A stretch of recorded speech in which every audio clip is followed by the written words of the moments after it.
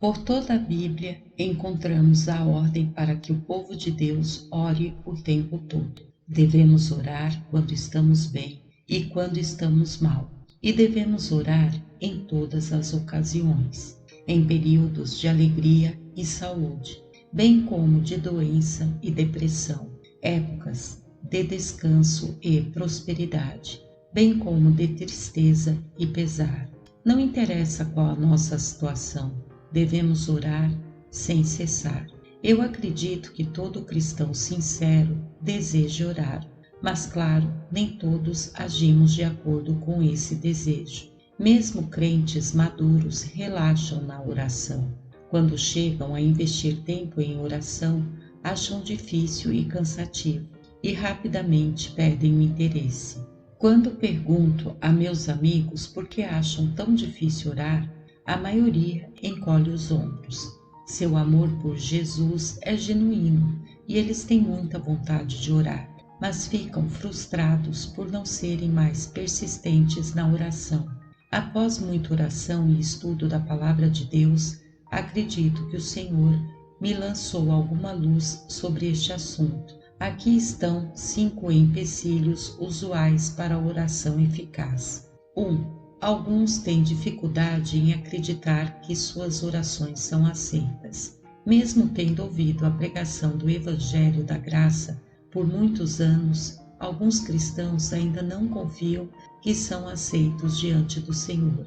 Não tira a vontade de orar, mais do que isso. Simplesmente não dá para acreditar que suas preces são aceitas, a menos que acredite que você é aceito. E enquanto não definir isso, enquanto você não se convencer de que pode se achegar ao trono de Deus sem condenação, você nunca experimentará a oração eficaz. Paulo nos diz que Deus nos adotou simplesmente porque nos amou, segundo o beneplácito de sua vontade, para louvor da glória da sua graça, a qual nos deu gratuitamente no amado. Efésios 1, versículos 5 e 6. O Senhor lhe adotou por nenhuma outra razão, senão por seu grande amor por você. Você pode dizer: sei que a palavra de Deus diz que sou aceito e sei que Jesus me deu acesso direto ao trono da graça, mas estou muito envergonhado para me aproximar. Ainda luto contra a forte tentação e ainda peco ocasionalmente. Não consegui vitória total, por isso a única oração que consigo expressar é: Deus, me ajude. Deixe fazer-lhe uma pergunta simples. Você ama Jesus? Você é seu filho? E é ele, seu sumo sacerdote, que intercede por você? Então, conforme as Escrituras, não importa o que você fez, você tem o direito de chegar à sua presença, para achar toda a misericórdia e graça de que necessita. Na verdade, é justamente numa hora destas que ele atua como seu sumo sacerdote, pois não temos um sumo sacerdote que não possa compadecer-se das nossas fraquezas, porém um que, como nós, em tudo foi tentado, mas sem pecado. Cheguemo-nos, pois, com confiança ao trono da graça, para que recebamos misericórdia e achemos graça, a fim de sermos socorridos no momento oportuno. Hebreus 4, versículos 15 e 16. Cristo está nos dizendo: sim, posso discernir cada pensamento seu, bom ou mau. Eu enxergo todo o seu desejo secreto, todos seus atos e lascívias secretos. Mesmo assim, ainda lhe convido a se achegar ousadamente ao meu trono. Desejo lhe dar toda a graça e misericórdia que você necessita tão desesperadamente. Todavia, muitas vezes os cristãos não agem de acordo com a oferta do Senhor. Ao contrário, toda vez que cedem a uma tentação e pecam, eles tendem a fugir de Deus. Eles pensam: como o Senhor pode me receber se eu o desapontei tantas vezes na mesma área? Eu não posso me achegar a Ele em relação a isso. Ele foi misericordioso comigo muitas vezes anteriormente. Não penso que vá me apoiar desta vez. Não muito tempo atrás, um marido desesperado me escreveu: tornei-me viciado em pornografia. Não sei como aconteceu. Fiquei profundamente preso a isso. Estou sofrendo tanto com este pecado que desprezo a mim mesmo. Já o confessei à minha esposa e ao Senhor, e sei que ainda amo Jesus de todo o meu coração, mas simplesmente não consigo me libertar. Eu hesito em me achegar a Ele com este pecado, pois Ele deve estar irado comigo. Diga-me, irmão David, Deus pode me perdoar? Este homem ama sinceramente o Senhor, mas ele também está doente, precisando muito de um médico. Sim, ele pecou contra a luz que lhe foi dada, mas a realidade continua. Jesus veio para ser médico para os doentes, os aflitos, os endemoniados e para os que estão em prisões, inclusive na prisão da pornografia. Cristo ainda é o sumo sacerdote deste homem. Mesmo assim, este crente preso está dizendo com todas as letras: o convencimento do meu pecado me deixa fora da sala do trono. Eu digo a ele: corra ao seu lugar secreto de oração e derrame o coração diante do trono da graça. Obtenha toda a misericórdia que Jesus tem para você. Então, após ter recebido seu amor, mortifique seu pecado através do poder dado pelo Espírito Santo. Alguns cristãos pensam que suas orações não serão aceitas por terem deixado de orar por muito tempo, durante meses ou mesmo anos. O Espírito de Deus os tem encorajado a irem ao lugar secreto. Ele, o Espírito, faz isso procurando por eles e convencendo-os através de inúmeros sermões e de uma consciência abrasadora. Mas ao longo do tempo, estas pessoas construíram um reservatório de culpa. Elas sabem orar, mas não o fazem. Este foi o protesto de um marido não crente, que nunca ia à igreja com a esposa. Toda vez que ela lhe pedia para ir, ele dizia: eu me sentiria um hipócrita, pois nunca vou nas outras ocasiões. Finalmente, na vez em que cedeu e foi com ela, ele foi salvo. Sob o estímulo do Espírito, certa vez enviei um grande donativo financeiro a um homem que havia me prejudicado muito. 6 meses se passaram sem confirmação de recebimento. Claro, eu não estava buscando gratidão. Eu tinha simplesmente obedecido à ordem de Deus para amar e abençoar esse homem. Finalmente uma carta chegou. O homem explicou: não respondi imediatamente porque achei que não tinha palavras para lhe agradecer. Eu não podia acreditar que você faria tal coisa após todo este tempo. Levou todo este tempo para eu juntar coragem para dizer obrigado. Muitos cristãos são como este homem. Eles não conseguem acreditar que Deus poderia perdoar, amar e se preocupar com eles após todo o tempo que o desprezaram. Então simplesmente não vão até ele. Mas se eu consigo perdoar e bendizer alguém que me feriu e desprezou, quanto mais nosso Senhor vai perdoar e abençoar seu povo? Deus declara em Jeremias: o meu povo se esqueceu de mim por dias sem conta. Jeremias 2, versículo 32. Todavia, logo no capítulo seguinte, o Senhor encoraja: mas, ainda assim, torna para mim, diz o Senhor. Jeremias 3, versículo 1. Não importa o quanto possamos ter menosprezado nosso Senhor na oração, Ele ainda nos espera de braços abertos. Porém, tristemente, mesmo com tal misericórdia nos aguardando, muitos ainda não querem voltar, mas não voltou. Capítulo 3, versículo 7. 2. Alguns sentem-se culpados por orarem só quando estão com problemas. Quando alguns cristãos são atingidos por problemas, eles caem sobre suas faces e oram como se a casa estivesse pegando fogo. Mas entre as crises, eles raramente chegam a orar, se é que oram. A maioria tem vergonha de admitir isso. Eles pensam assim: claro, eu clamo a Deus quando um filho meu se acidenta, oro desesperadamente quando descubro que um de meus queridos tem alguma doença séria.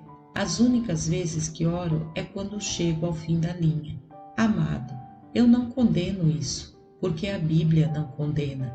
As Escrituras nos dizem: atendeu à oração do desamparado e não lhe desdenhou as preces. Salmo 102, versículo 17. Deus nunca rejeitará nossas preces só porque nós as oferecemos numa crise. Famintos e sedentos, desfalecia neles a alma. Então, na sua angústia, clamaram ao Senhor, e Ele os livrou das suas tribulações. Salmo 107, versículos 5 e 6. Estes versos descrevem pessoas que clamaram porque tinham chegado ao fim da linha. Contudo, Deus não os condenou, dizendo: vocês só estão me invocando porque estão com problemas. Onde estavam nas horas boas? Não. Ele respondeu suas orações sem ressalvas. Desceram até os abismos. No meio destas angústias, desfalecia-lhes a alma. Andaram e cambalearam como ébrios e perderam todo o tino. Então, na sua angústia, clamaram ao Senhor, e Ele os livrou das suas tribulações, fez cessar a tormenta. Salmo 107, versículos 26 ao 29. Será que Deus repreendeu essas pessoas por clamarem a Ele em meio às tormentas? Não, Ele as livrou e acalmou a tempestade. Porque Deus nos responde tão misericordiosamente quando o invocamos na crise, apesar de que não o buscamos em outras ocasiões? Ele faz isso por um motivo. Ele deseja que retornemos para Ele após ingratidão. Então, na sua angústia, clamaram ao Senhor, e Ele os livrou das tribulações. Então se alegraram com a bonança. Rendam graças ao Senhor por sua bondade e por suas maravilhas para com os filhos dos homens. Salmo 107, versículos 28 ao 31. Creio que Deus está dizendo: faço qualquer coisa para ter comunhão com você. Então, se isso significa que tenho de lhe curar e abençoar durante a crise, para lhe trazer ao lugar secreto de oração, então farei isso. Houve vezes em que entrei em meu lugar de oração cheio de problemas, provações e confuso. Nessas ocasiões, despejei minha alma inteira para Deus. Não precisei de ninguém que me escrevesse uma oração para que eu recitasse. Em verdade, nunca fui ao lugar secreto com um manual de oração e nunca guardei lista escrita para me lembrar como orar. Simplesmente não creio que o Espírito Santo responda à oração em lata. Antes, Deus deseja preces que venham do coração. Pense nisso. Se eu desejar lisonjear minha esposa Gwen, não vou ficar decorando sonetos de Shakespeare para recitar a ela. Isso simplesmente não seria eu mesmo, e ela sabe disso. Em vez disso, direi: oi, meu bem, eu te amo. Isso seria eloquência simples, pois viria diretamente do meu coração. E Deus deseja este mesmo tipo de prece simples e eloquente de seu povo. Para Ele, a mais elevada forma de oração é a ação de graças por sua bondade, vinda de um coração grato. 3. Alguns, erroneamente, acham que a oração tem de ser em voz alta, chorosa e exaustiva. Erroneamente, achamos que nossas orações não serão eficazes diante de Deus a menos que lutemos com Ele como Jacó, que oremos em voz alta 3 vezes por dia como Daniel, ou que acabemos exaustos após guerrearmos espiritualmente. É claro, há vezes em que a oração fervorosa assim é apropriada, mas temos de livrar nossa mente da noção de que Deus não vai nos ouvir se não elevarmos nossa voz enquanto oramos. Essa concepção errônea é uma das razões por que convertidos tímidos, de fala mansa, não desenvolvem o hábito da oração. Eles ouvem cristãos amadurecidos fazendo orações flamejantes, rugindo, falando de tomar os céus pela violência e se intimidam. Eles pensam: nunca vou conseguir orar assim. Orar em público me assusta. Espero que nunca me peçam para orar na igreja. Win, minha esposa, e eu nos assentamos para jantarmos com alguns casais cristãos recentemente e pedi a um dos esposos que orasse agradecendo. Ele rapidamente sussurrou para mim: pastor, por favor, peça para outra pessoa. Sei que esse querido irmão ora com frequência quando está só. Contudo, ficou envergonhado em fazer uma oração antes da refeição.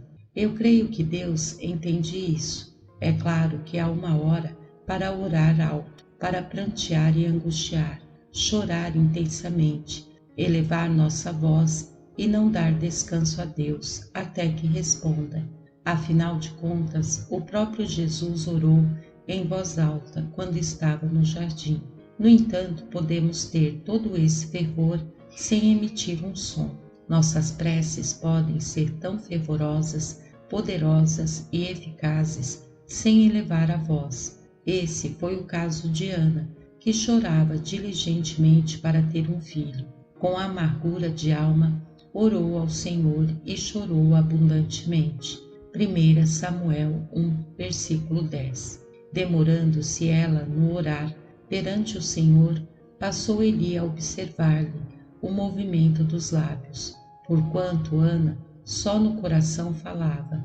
Seus lábios se moviam, porém não se lhe ouvia voz nenhuma. Por isso Eli a teve por embriagada. Capítulo 1, versículo 13.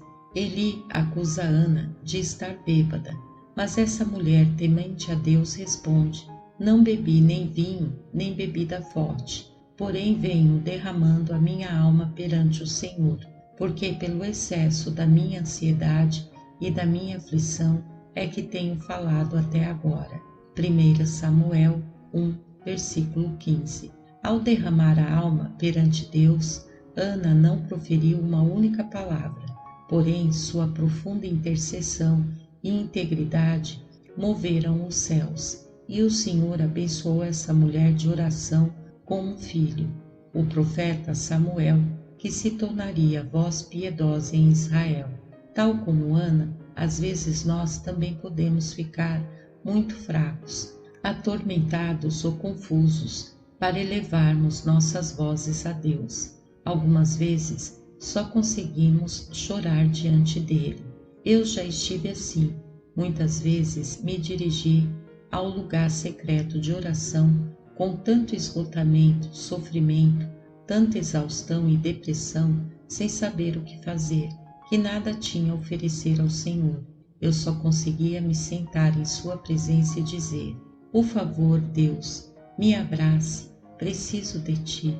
Davi descreve essa experiência no Salmo 6. Senhor, não me repreendas na tua ira, nem me castigues no teu furor. Capítulo 6, versículo 1.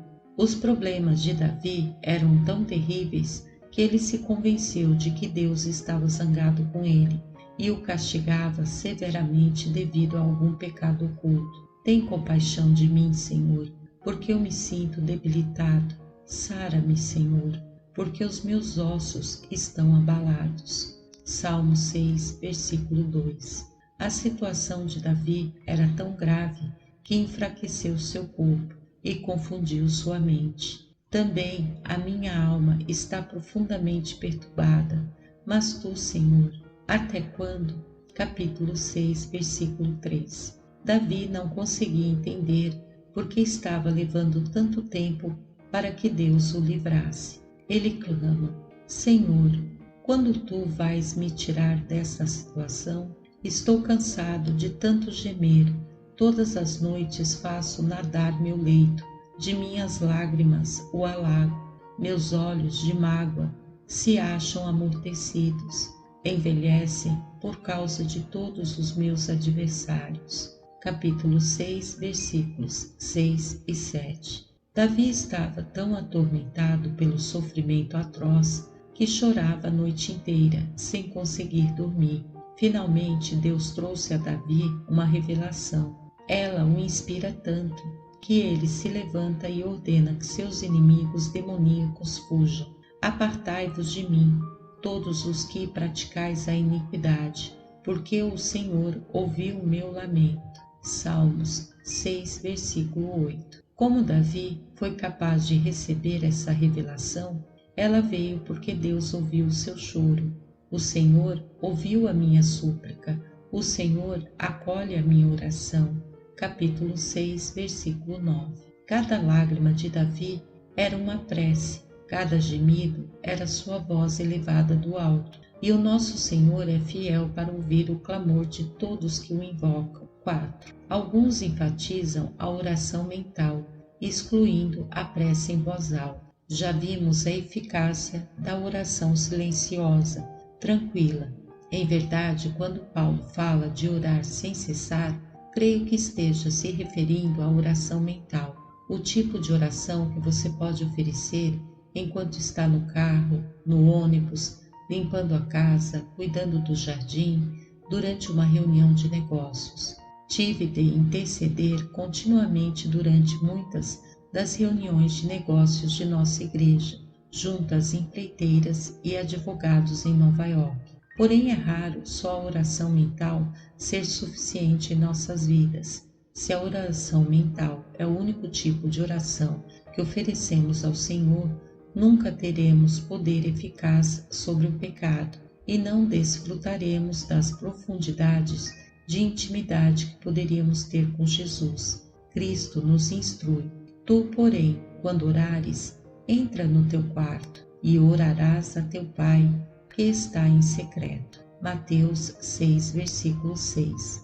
Recebo ajuda abençoada toda vez que brado em oração ao Senhor. Às vezes chego a ir para o meio do mato, saio do carro e fico andando, levantando os braços aos céus, clamando a Deus. Desabafo a Ele a minha dor e a minha frustração pelo clamor, até entender que prevaleci na minha provação. Creio que Davi também fez esse tipo de oração em voz alta. Ele registra no Salmo 3. Senhor, como tem crescido o número dos meus adversários. Salmo 3, versículo 1. Davi viu os inimigos aumentando por todos os lados. São muitos os que dizem de mim, não há em Deus a salvação para ele. As pessoas tinham desistido de Davi e diziam que o caso não tinha mais jeito. Com a minha voz, clamo ao Senhor, e ele do seu santo monte me responde. Capítulo 3, versículo 4. Finalmente, Davi clama ao Senhor em busca de socorro. Qual foi o resultado do seu clamor? Deito-me e pego no sono. Acordo, porque o Senhor me sustenta. Capítulo 3, versículo 5. Davi recebeu paz por ter pronunciado seus clamores em alta voz a Deus. Ele testifica: não tenho medo de milhares do povo que tomam posição contra mim de todos os lados. Capítulo 3, versículo 6. 5. A oração eficaz é impossível sem a ajuda do Espírito Santo. Nenhum ser humano tem inclinação natural para a oração, e ninguém pode orar de maneira eficiente por vontade ou disciplina próprias. Oração consistente jamais pode ser obtida pelo estoicismo ou determinação humanos. O desejo e a habilitação para orar vem só por sermos habitados pelo Espírito Santo. Sem sua assistência integral, simplesmente não conseguimos orar, porque não sabemos como. Paulo escreve: e da mesma maneira também o Espírito ajuda as nossas fraquezas, porque não sabemos o que havemos de pedir como convém, mas o Espírito intercede por nós com gemidos inexprimíveis. Romanos 8, versículo 26. O Espírito Santo também mantém nossas preces focalizadas em Jesus. Enquanto oramos, Ele, de modo sobrenatural, vai nos abrindo a compreensão das palavras de Cristo, assim como do resto das Escrituras. Por outro lado, é perigoso orar com a mente em ponto morto, indiferente. Contudo, para surpresa minha, muitos cristãos fazem isso. Estão convencidos de que, se deixarem a mente vazia durante a oração, qualquer voz que ouvirem será de Deus. Amado, é por aí que entra o engano. Cristãos têm escrito ao nosso ministério declarando-se ser uma das duas testemunhas mencionadas no livro do Apocalipse. Como eles chegaram a tal revelação? Eles sustentam: uma voz me disse enquanto eu orava. Porém, há um engano acima de todos os outros entre os que nos escrevem. Uma voz lhes diz: você vai receber uma enorme quantidade de dinheiro, que vai permitir que você se dedique totalmente à obra de Deus, e então ganhará líderes e nações para o Senhor. Alguns cristãos viveram sob tal engano por décadas. Como receberam tal revelação? Eles afirmam: eu orei, esvaziei a mente e esperei que Deus falasse. Todas as vezes que vamos orar, necessitamos vincular nossa mente à palavra de Deus, levando cativo todo pensamento à obediência de Cristo. Devemos estabelecer nossas mentes sobre as Escrituras, buscar sua face e confiar no Espírito Santo para nos guiar soberanamente. Deve ofender terrivelmente o Espírito de Deus ver um mundo de multidões cegas espiritualmente orando com fervor, enquanto os cristãos continuam negligenciando seu lugar secreto de oração. Veja, os muçulmanos, aos milhões, se ajoelham e rezam em direção à Meca, de 3 a 5 vezes ao dia. Não importa onde estejam, eles ousadamente colocam um cobertor sobre o chão e se prostram, sem se preocupar com o que os outros pensam deles. Os judeus em todo o mundo oram e cantam, nos aviões, ônibus, em shoppings, sem se preocupar com o que os outros estão pensando. Os católicos no mundo inteiro rezam com terços, dizem o Salve Rainha e o Pai Nosso, acendem velas para os mortos, nunca se preocupando com o que os outros estão pensando. Os monges budistas rezam interminavelmente, girando continuamente rodas de oração. Os Hare Krishnas cantam por horas, até caírem em exaustão. Pagãos se levantam cedo e ficam acordados até tarde, rezando, cantando, tocando sinos, nas esquinas, na frente das lojas, nos templos e mesquitas. Do outro lado da rua de nosso prédio em Nova York, vejo um guru religioso do Oriente dando voltas em seu apartamento todas as noites, cantando e rezando aos seus deuses por 1 ou 2 horas. No entanto, o Deus único, o único que pode responder orações, continua sendo desprezado, enquanto o mundo perdido reza fervorosamente aos seus deuses e ídolos. Os cristãos evangélicos continuam orando esporadicamente. Nós raramente invocamos o nosso Senhor ou gastamos tempo com Ele. Contudo, Ele nos ofertou o seu próprio Espírito para nos ensinar a orar a Ele, para a nossa própria bênção e bem. Eu lhe faço essa pergunta: você verdadeiramente quer ter uma vida de oração com consistência? Se quer, peça que o Espírito Santo lhe ensine. Ele habita em você, pois foi derramado sobre todos os crentes. Simplesmente submeta-se à sua direção. Ele colocará um espírito de gratidão em seu coração e colocará em você um desejo de orar. Você poderá estar ocupado com algo durante o dia, quando subitamente uma motivação para orar virá sobre si. À medida que responder a essa solicitação, você encontrará sua língua liberta e um rio de piedosa oração fluirá de sua alma. Amém. Graça e paz.